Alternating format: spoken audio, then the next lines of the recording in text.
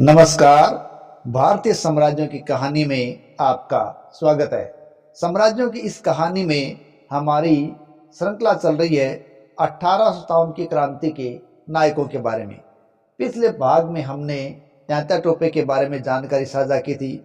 आज हम देख रहे हैं एक अन्य नायक या नायिका जिन्हें अवध की बेगम के नाम से जाना गया और 1857 की विद्रोह के दौरान उन्होंने ब्रिटिश ईस्ट इंडिया कंपनी के खिलाफ विद्रोह किया, लेकिन बाद में उनको नेपाल में शरण लेनी पड़ी थी और वहीं पर उनकी मृत्यु 1879 में हुई थी।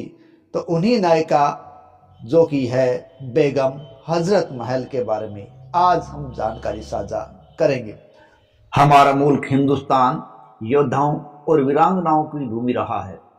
हमारी 1857 की क्रांति में एक ऐसी महिला नायिका भी हुई है जिसे अंग्रेज कभी भी पकड़ नहीं पाए थे, और यूँ कहें कि वो एकमात्र ऐसी महिला नायिका हुई है तो इसमें कोई अतिशयोक्ति नहीं होगी, और इसी महिला का नाम है बेगम हजरत महल।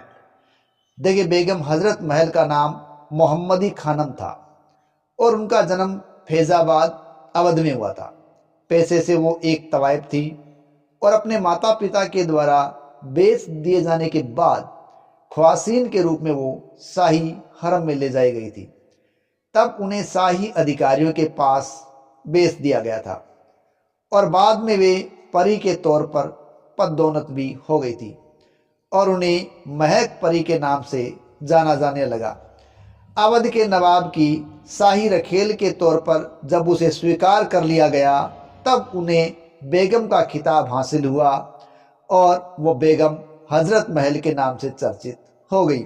हजरत महल के शाही हरम तक पहुंचने की और शाही बेगम बनने तक की कहानी भी बड़ी रोचक बताई जाती है। दरअसल गरीब परिवार में 1820 में इनका जन्म हुआ था। फैजाबाद के एक क्षेत्र में हुआ था और बताया जाता है कि फैजाबाद के इस क्षेत्र में इन्हीं के घर के आसपास अवध के नवाब वाजिद अली शाह के दो नुमाइंदे अम्मान और ईमान भ्रमण कर रहे थे।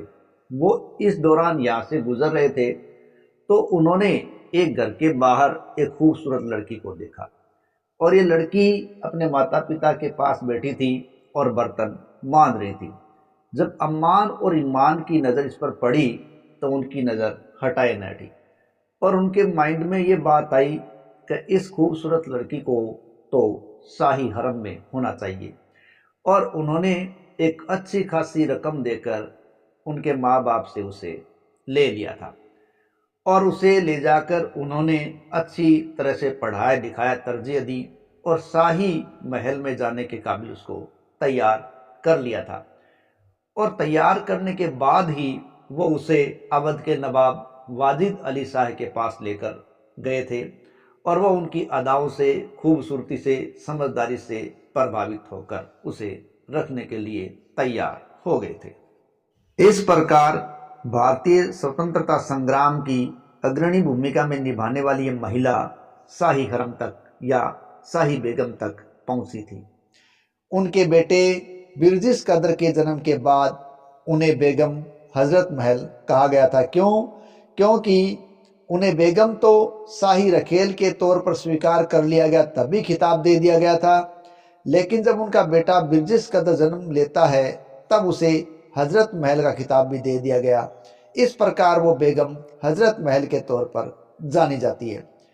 वे आखिरी ताजदार अवध वाजिद अली शाह की छोटी पत्नी थी। 1856 में अंग्रेजों ने कुशासन का आरोप लगा दिया था और अवध पर कब्जा कर लिया था और अवध पर कब्जा करके उन्होंने वाजिद अली शाह को कलकत्ते में निर्वासित कर दिया। कलकत्ते में उनके पति के निर्वासित हो जाने के बाद बेगम हजरत महल ने ही अवध रियासत के राजकीय मामलों को संभाल लिया था। आज़ादी के पहले युद्ध के दौरान 1857 से 1858 तक उन्होंने समर्थकों ने ब्रिटिश ईस्ट इंडिया कंपनी के खिलाफ बगावत की थी। तो इस प्रकार बेगम हजरत महल और उसके समर्थकों ने ईस्ट इंडिया कंपनी के खिलाफ होने वाली इस बगावत में पुरजोर हिस्सा लिया था। लेकिन बाद में उन्होंने लखनऊ पर कब्जा कर लिया और अपने बेटे बिरजिस कद्र को अवध का शासक घोषित कर दिया। बेगम हजरत महल की प्रमुख शिकायतों में एक शिकायत यह थी कि ईस्ट इंडिया कंपनी ने सड़कें बनाने के लिए मंदिरों और मस्जिदों को आकस्मिक रूप से ध्वस्त कर दिया है और विद्रोह के अंतिम दिनों में जारी की गई ये घोषणा में उन्होंने अंग्रेज सरकार द्वारा धार्मिक आज़ादी देने के दावों का भी मजाक उड़ाया था। जब अंग्रेजों के आदेश के तहत सेना ने लखनऊ और अवध के अधिकांश इलाके कब्जा कर लिए तो हजरत महल को पीछे हटने के लिए भी मजबूर होना पड़ गया था। हजरत महल नाना साहेब के साथ मिलकर काम कर रही थी, लेकिन बाद में शाहजहांपुर पर हमले के बाद वह फैजाबाद के मौलवी से मिली। लखनऊ में 1857 की क्रांति का नेतृत्व बेगम हजरत महल ने ही किया। अपने नाबालिग पुत्र बिरजिस कद्र को गद्दी पर बिठाकर उन्होंने अंग्रेजी सेना का स्वयं ही मुकाबला किया था। उनमें संगठन की एक अभूतपूर्व क्षमता थी और इसी कारण अवध के जमींदार, किसान और सैनिक उन्हीं के नेतृत्व में आगे बढ़ने लगे थे। आलमबाग की लड़ाई के दौरान उन्होंने अपने जांबाज सिपाहियों की भरपूर हौसला अफजाई की और हाथी पर सवार होकर अपने सैनिकों के साथ वो दिन रात युद्ध में लगी रही। लखनऊ में पराजय होने के बाद वह अवध के देहातों में चली गई और वहां भी क्रांति की चिंगारी सुलगाने लगी थी। बेगम हजरत महल और रानी लक्ष्मीबाई के सैनिक दल में तमाम महिलाएं शामिल थी। लखनऊ में बेगम हजरत महल की महिला सैनिक दल का नेतृत्व रहीमी के हाथों में था, जिसने फौजी वेश बनाकर तमाम महिलाओं को तोप और बंदूक चलाना सिखा दिया था। इन महिलाओं ने अंग्रेजों से जमकर मुकाबला किया था। लखनऊ की तवायफ हैदरी बाई के यहाँ तमाम अंग्रेज अफसर आया जाया करते थे और कई बार क्रांतिकारियों के खिलाफ योजनाओं पर वो बात किया करते थे। हैदरी बाई ने पैसे से परे अपनी देशभक्ति का परिचय दिया और इन महत्वपूर्ण सूचनाओं को उन्होंने क्रांतिकारियों तक पहुंचाया था और बाद में वह रहीमी के सैनिक दल में ही शामिल हो गई थी।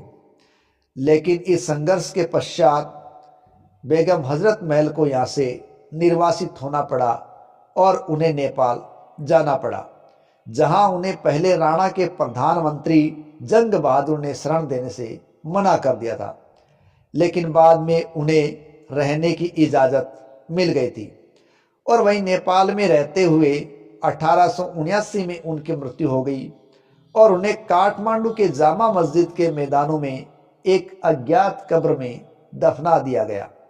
उनकी मृत्यु के बाद रानी विक्टोरिया की जयंती के अवसर पर, जो कि 1887 की घटना है, तो उस वक्त ब्रिटिश रानी विक्टोरिया की जयंती के अवसर पर ब्रिटिश सरकार ने बिरजिस कद्र को माफ कर दिया और उनको घर लौटने की इजाज़त दे दी गई थी।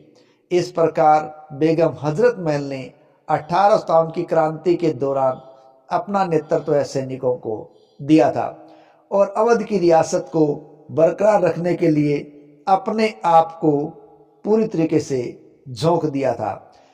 भारतीय स्वतंत्रता संग्राम की इस कड़ी में जब भारतीय शहीदों को समर्पित डाक टिकट बने तो उनमें एक डाक टिकट पर बेगम हजरत महल का चित्र भी शामिल किया गया।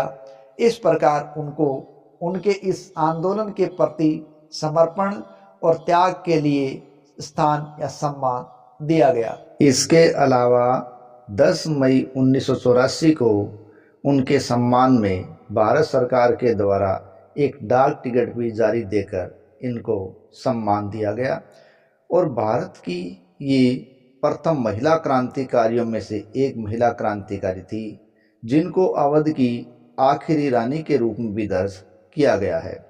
जब ये नेपाल चली गई तो अंग्रेज़ों ने मोटी पेंशन का लालच देकर इनको वापस बुलाने के अनेक प्रयास किए थे, लेकिन इनका एक ही जवाब था कि उनको अवध के सिवाय कुछ भी प्राप्त करने की इच्छा नहीं है, उन्हें तो सिर्फ आज़ाद अवध चाहिए, लेकिन ये न हो सका। इस प्रकार बेगम हजरत महल ने अपनी आज़ादी के लिए, राष्ट्र की आज़ादी के लिए अपने आप को झोंक दिया था और उनको 2 दशक का वो जीवन जो शेष था वो निर्वासित ही नेपाल में बिताना पड़ा था। तो ये थी स्वतंत्रता संग्राम की एक नायिका बेगम हजरत महल।